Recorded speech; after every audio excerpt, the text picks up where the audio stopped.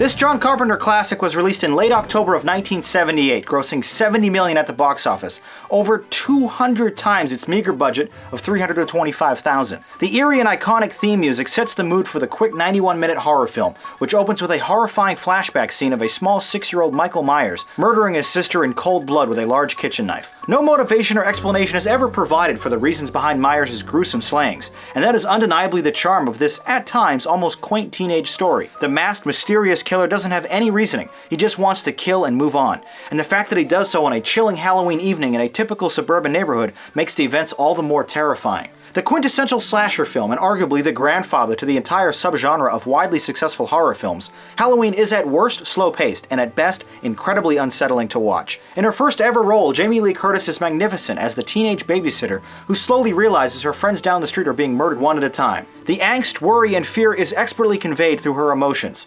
Donald Pleasance is the steady voice of reason, Myers' former doctor before the deranged killer escaped from a nearby mental hospital, who warns the townsfolk, "You must be ready for him. If you don't, it's your funeral."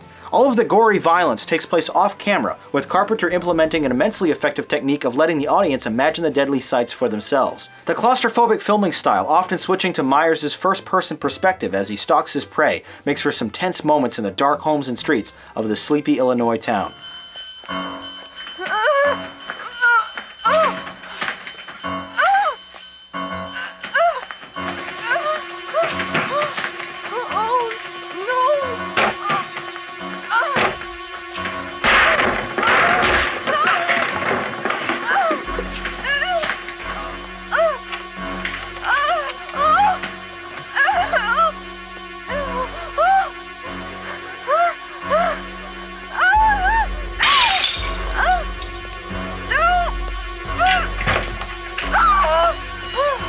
With the scariest moments not appearing until late, the first hour of this picture almost feels like a fun coming-of-age teenage drama, with Curtis lamenting over her babysitting duties and her friends attempting to hook her up with a boy from their school. These scenes work well to develop the characters, and the writing is strong, but honestly, you want to see blood and death, not high school gossip. The first movie in an incredibly successful franchise that would spawn 7 sequels and 2 remakes.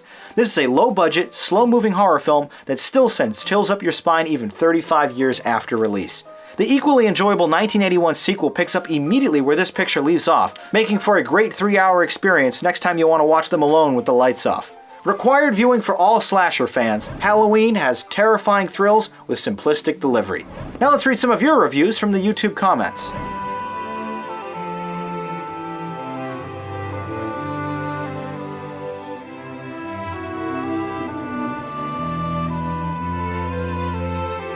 Here's our scores on the new Rate-O-Matic, a 9 and an 8 for Halloween. Calling it influential, unexpected, and most importantly scary, you really enjoyed this film and appropriately scored it an awesome. Horror films have never really been my thing, but once this gets going, it delivers the scares, which is especially impressive given the film's age. I thought it was a great movie.